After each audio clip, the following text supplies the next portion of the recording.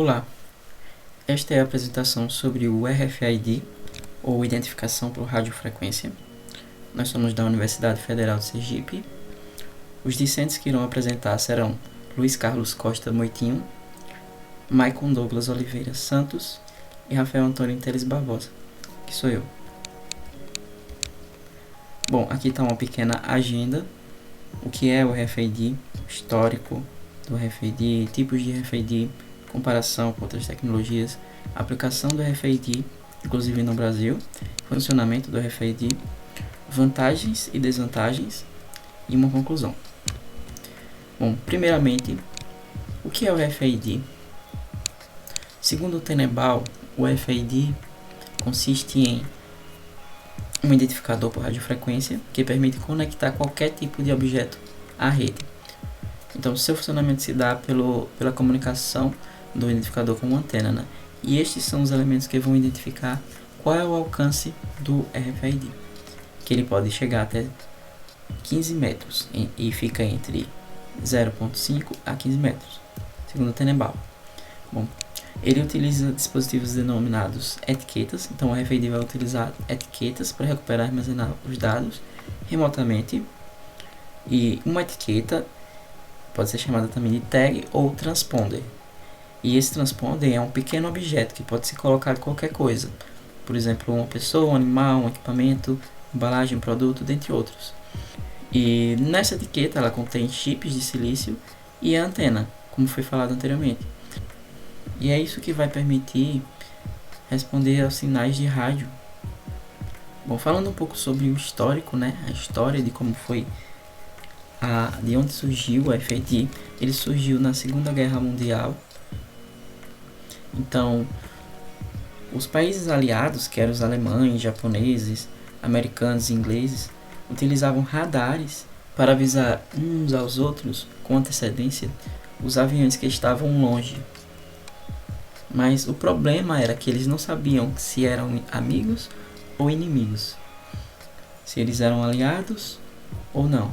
Então, os alemães descobriram que se os pilotos girassem seus aviões quando estivessem retornando à base, eles iriam modificar o sinal de rádio que seria mandado de volta para o radar.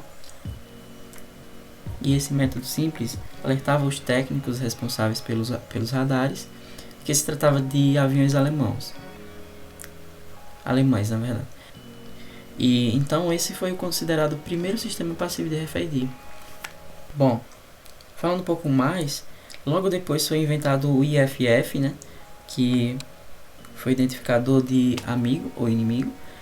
Então eles colocavam um transmissor em cada avião britânico. Então quando ele recebia um sinal de radar no solo, ele começava a transmitir um sinal de resposta que identificava o avião como um amigo, ou seja, era um aliado de fato. E esse é considerado o princípio básico do RFID também, onde um sinal é enviado a um transponder, o qual é ativado e reflete de volta o sinal, que isso aí seria um sistema passivo. Ou então ele transmite o seu próprio sinal, né, que aí seria um sistema ativo. Resumidamente, posteriormente a gente vai explicar mais sobre isso.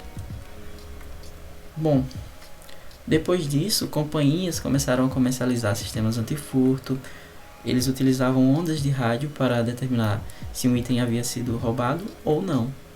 Então, eles denominaram isso de etiquetas de vigilância eletrônica, e elas são utilizadas até hoje.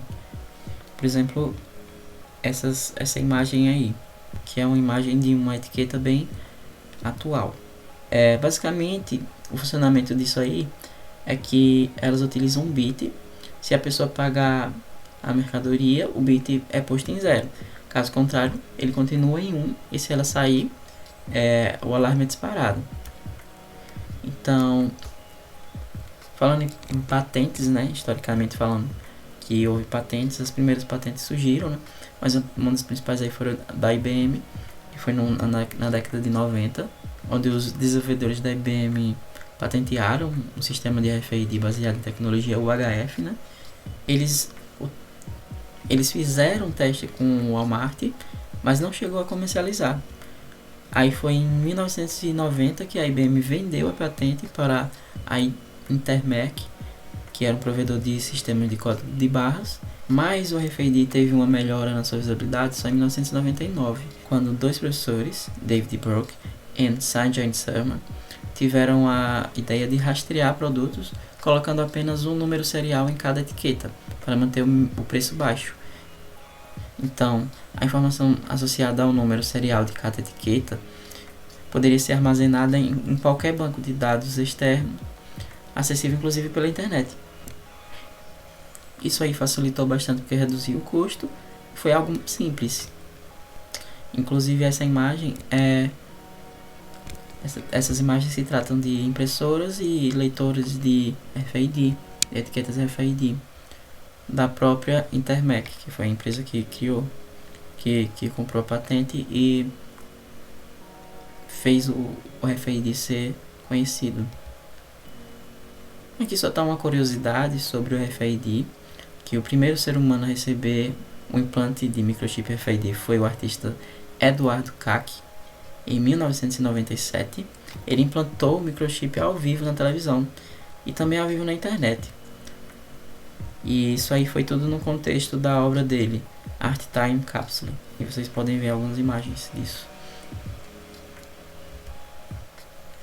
Bom, se tratando de tipos de etiqueta, nós temos as etiquetas passivas, como foi falado anteriormente, né? As ativas e as etiquetas semi-ativas. Algumas características resumidas assim, porque Michael vai falar posteriormente mais sobre o funcionamento dessas etiquetas. Então, a etiqueta passiva tem uma distância de leitura de até 10 metros, possui dimensão reduzida, podendo ser da espessura de uma folha de papel. Já a vida útil dela é infinita, teoricamente, e é mais suscetível à interferência eletromagnética, e o custo é baixo. Então, já as etiquetas ativas, ela tem grande distância de leitura, até 300 metros, possuem dimensões elevadas comparadas com as etiquetas passivas, porque possuem bateria, né? A capacidade de utilização de sensores pelas etiquetas. E ela tem uma alta velocidade de resposta, de até 220 km por hora. E o tempo de vida útil dela é de até 10 anos, porém o custo é elevado. Já as etiquetas semi-ativas são semelhantes às passivas em termos de funcionamento, mas possuem uma bateria embutida e essa bateria é utilizada para aumentar a eficiência e a distância de leitura entre a etiqueta e o leitor. Então ela é utilizada nas situações onde se quer uma maior distância para facilitar a leitura em condições especiais.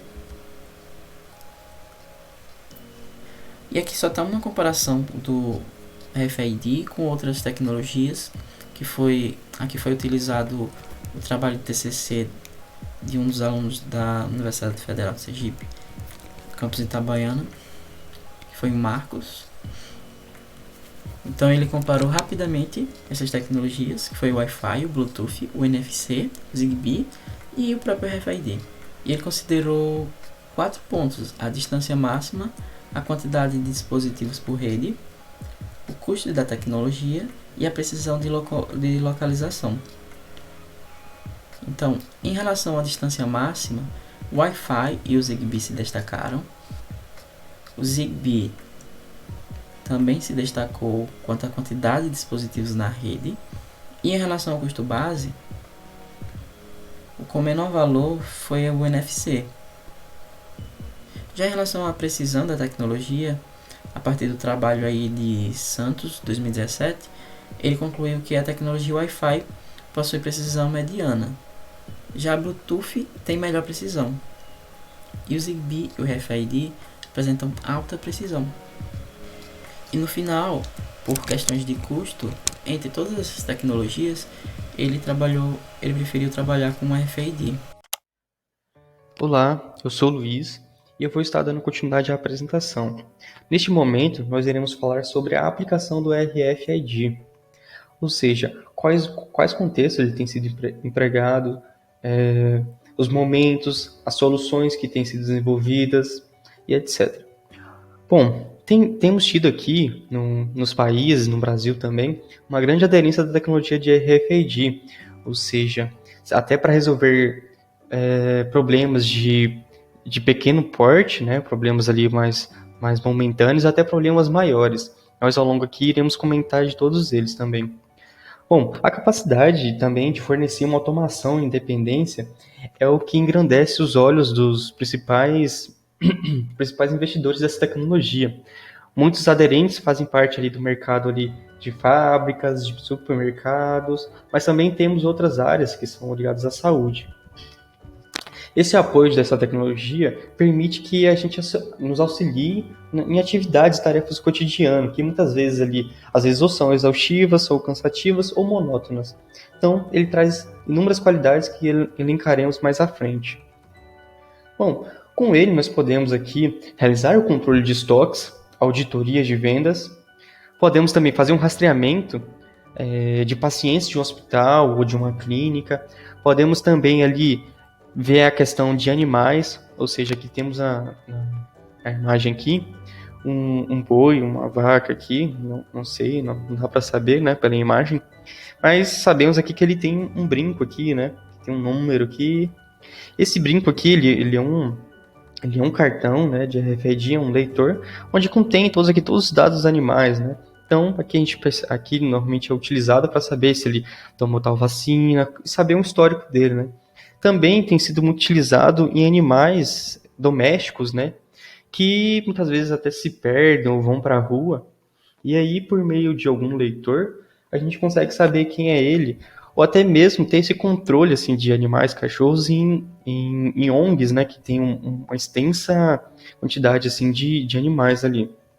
Nós também temos aqui a questão de cargas no atletismo, onde os corredores ali utilizam durante a corrida, né, bagagens, containers, pallets. Também servem para gerenciamento de lojas, controle de notebooks, muito importante agora na pandemia, onde muitas empresas enviam as máquinas para os seus colaboradores para que possam estar trabalhando de suas casas, né, no home office. E existem empresas, né, que são especializadas nessa logística de envio de notebooks e elas fazem muitos desses controles assim da máquina que está sendo enviada para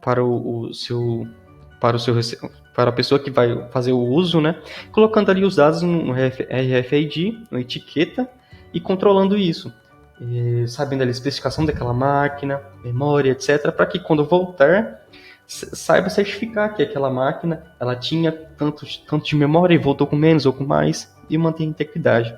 Bem como a automação de bibliotecas, né? Aqui vemos um exemplo aqui na imagem, onde temos aqui alguns balconistas fazendo a marcação, né? Marcando, etiquetando os livros que serão dados aqui como empréstimo, para empréstimo, né?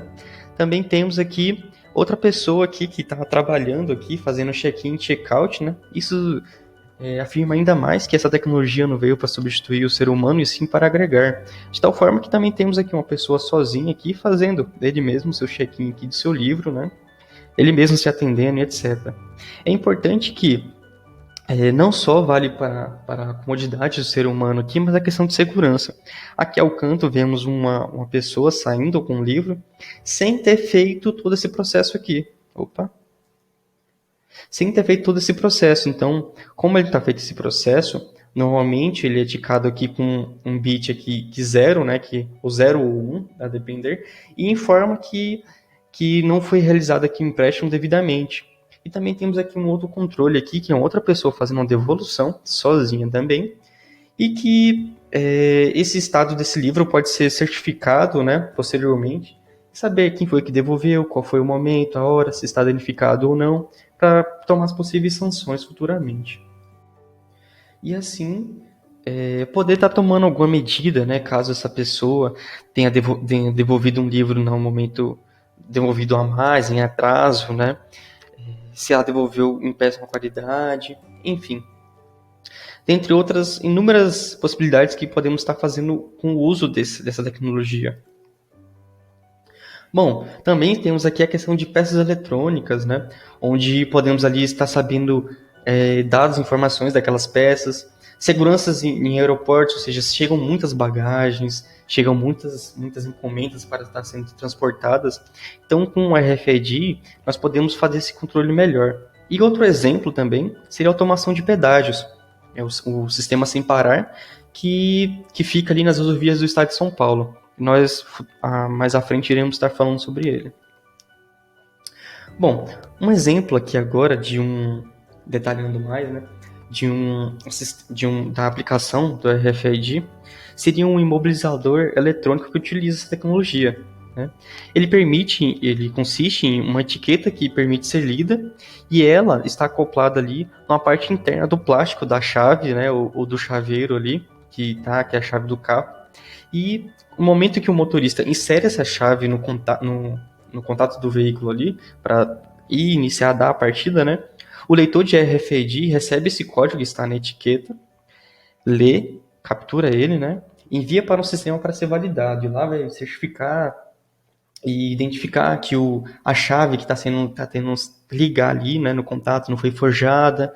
Não é, às vezes, tem gente ali que consegue pegar um clipe ali e girar aquilo ali, né? Então, isso certifica, né, que é o próprio dono do carro, e somente após ser validado, o sistema libera a partida do carro, né? E aí sim é possível evitar muitos roubos, né? Isso também é muito utilizado em motos, né? Então, porque as motos são todas abertas ali, a pessoa só sobe em cima da moto, coloca a chave e tenta girar, né?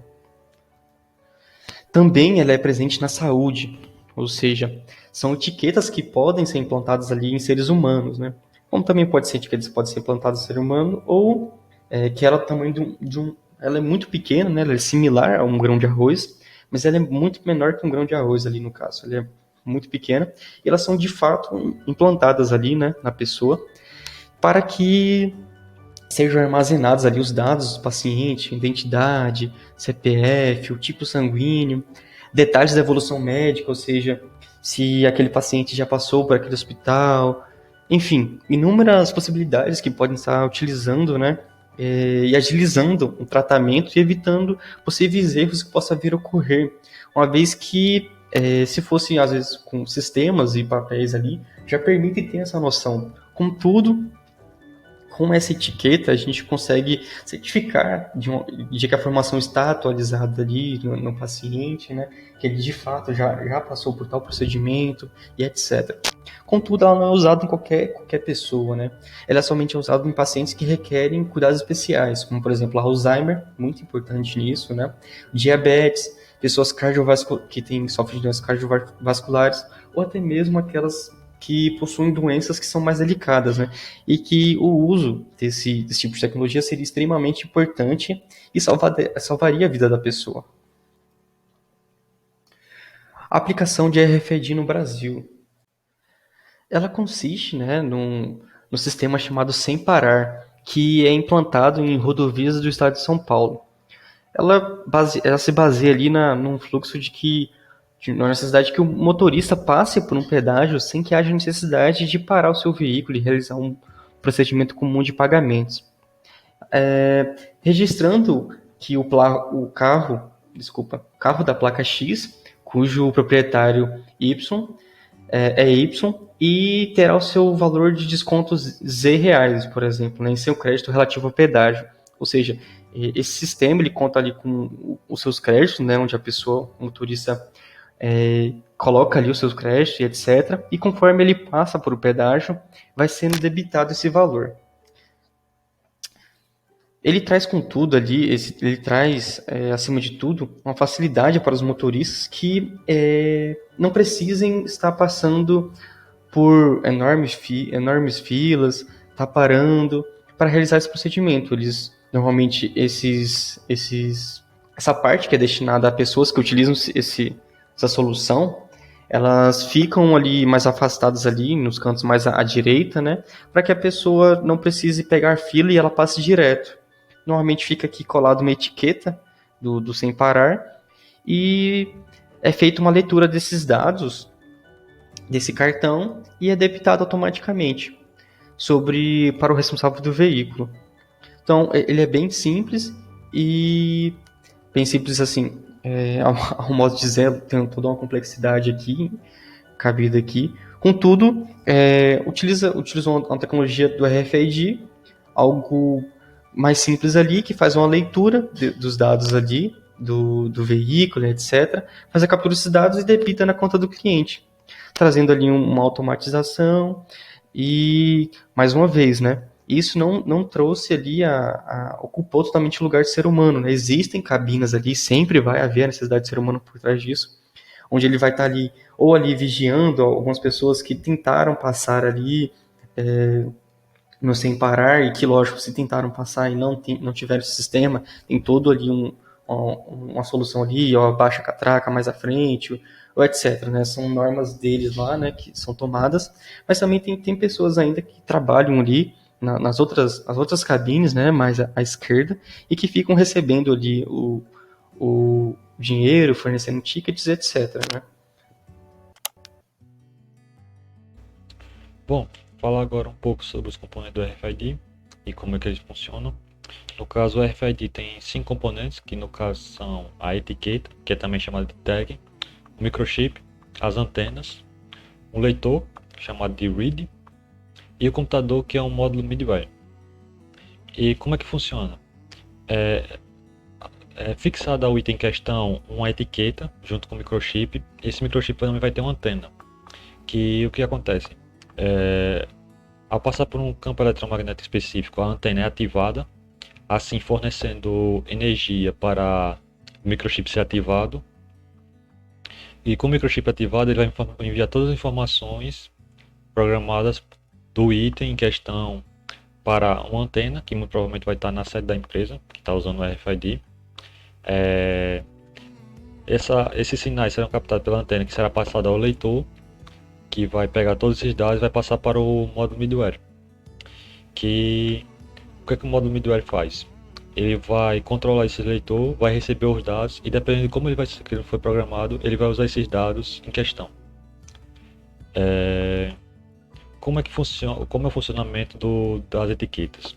Bom, nas questões das etiquetas ativas, as etiquetas ativas possuem uma fonte de energia interna. No caso, ela é alimentada por um circuito interno e assim ela consegue enviar os dados. Elas são maiores, têm uma maior capacidade de memória, maior alcance do que as etiquetas passivas, além de ser mais rápidas. E porém elas são muito mais caras e em questão de ela não suportam condições extremas como frio e calor. No caso, uma quantidade frio e um calor elevado e frio extremo. Em questão das etiquetas passivas, elas não possuem uma fonte de energia interna, elas têm que receber energia do read para poder enviar os seus dados. Elas são menores, têm um menor alcance e memória que as etiquetas ativas, no caso, como foi falado. Porém, a vantagem dela é que elas não precisam de manutenção e ela suporta essas condições extremas de frio, calor e tudo mais.